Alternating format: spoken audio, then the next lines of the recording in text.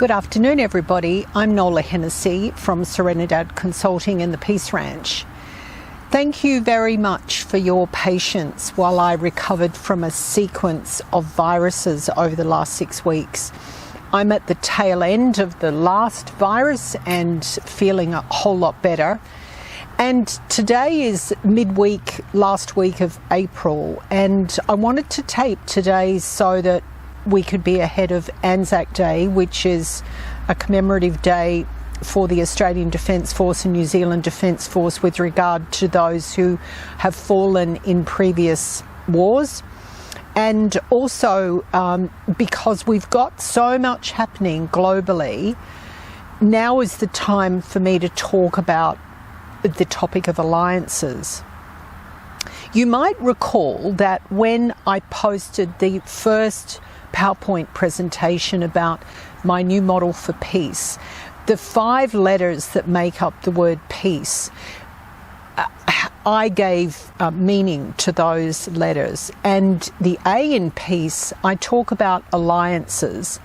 Now there's a small a, which is also accountability, but today I want to focus on the concept of alliances. When I was in the United States in mid-March, I found, after over 4 years of being there, that there was probably a difference in attitude within the United States as a result of the pandemic and the lockdowns and the relationships that had been strained with other countries, border control issues. I was in Texas for that time in March, and you know, for Texas, border control is really important, but it likewise is for countries like Australia, for the European Union, for the UK, and particularly in the Middle East. And when we look at what's happening globally, what I think countries are losing sight of is the importance of positive alliances. As I was leaving the US, I departed from Houston, George Bush International, on a Saturday, and when myself and a number of passengers arrived at the terminal to board the American Airlines internal flight to Los Angeles, within probably 10 minutes of arriving, the captain of the aircraft came out and said, look, we've got a technical issue. People started to sort of hit the P button, the panic button, thinking there was a safety issue, and it was to do with pressurization in the aircrew's cabin. So what he was talking about was, you know, a whooshing noise that he was going to hear for the whole flight, which was not good and would have impacted his well-being and therefore the safety and well-being of all the passengers on board. So after, I think it was probably an hour or more, we were allowed to board the aircraft, but it made it extremely tight for those of us who were arriving in Los Angeles and boarding international flights. Now, my international flight was with the same airline, American Airlines, out of LAX. And that's the first time I'd ever flown internationally, to Australia at least, with American. And so the departure terminal was not Tom Bradley at the international terminal. It was actually, I think, Terminal 3 from memory. And what that meant was that there was a lack of clarity by the cabin crew on the Houston outbound flight. Behind me was a couple from Korea, whether North Korea or South Korea, I don't know, but they identified themselves as Korean and they couldn't speak much English. There was a couple from the UK, New Zealand, they were Australian citizens, and they were catching a Qantas flight using Qantas points. They were going out of Tom Bradley. The Korean couple were going out of Tom Bradley as well. So when we were seated, we had lots of delays on the tarmac. When we were seated, I said to the air steward, look, there's a whole bunch of us on this flight that are inbound to LAX. We're going to be really lucky to get our connecting flights. what are you going to do at the other end to notify them that we're inbound and so on, and what happens with our luggage? So I wanted clarity myself to forward plan contingencies if I had to. And also the Korean couple were really distraught because they couldn't speak English. They picked up a couple of words like LAX, international. They knew basically what I was asking for, and he reached over from behind and sort of motioned to me with this quite a concerning look on his face. Could we go together when we got to LAX? And I thought, sure, absolutely. So we got to Los Angeles, we were put onto, and we were the first people to be loaded onto the bus that takes you from domestic to the international departure lounges. If you go to that T2, T3, and then you go on to Tom Bradley, you've got quite a sprint. So here am I thinking, okay, I've got carry-on baggage, I've got a carry-on bag. What do I do when I get to the other end, as well as support these Korean folks who are going to be going to a different terminal? I didn't want to sort of abandon them, and I knew that they wanted a bit of allegiance and alliance with somebody who could help them. But what struck me the most was the young Korean husband who, when we got off the bus, as we were getting off the bus, he could see that I was probably 40 years older than he and his wife. He grabbed my carry-on bag, which was a trolley kind of bag, and he lifted it like it was a feather and roared up the stairs into the lounge area. And I'm running at a pace to stay up, to keep up with him and his wife. And he literally was running with my bag, his own bag, his wife's bag, and I was chasing them so that we could get to that very first point where I think you go through security, you've got to acknowledge that you've got an international transfer. They check to see whether your luggage is checked through and all that sort of thing. And at one point I thought, hang on, we're all going for the win-win outcome, but don't run so fast. And he was so far in front of me that for a nanosecond I kind of thought, is he going to take off with my luggage?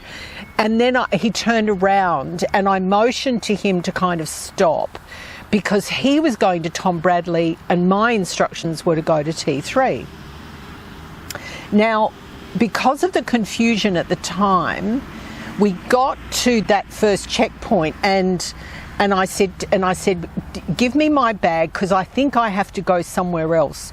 You've got to get to Tom Bradley. And between that, in broken English, and talking with the American Airlines pilots and cabin crew that happened to be standing around, we were able to ascertain his quickest route to Tom Bradley. He was shown the way. And I said, I kind of pointed I'm going that way, you're going that way. And he understood.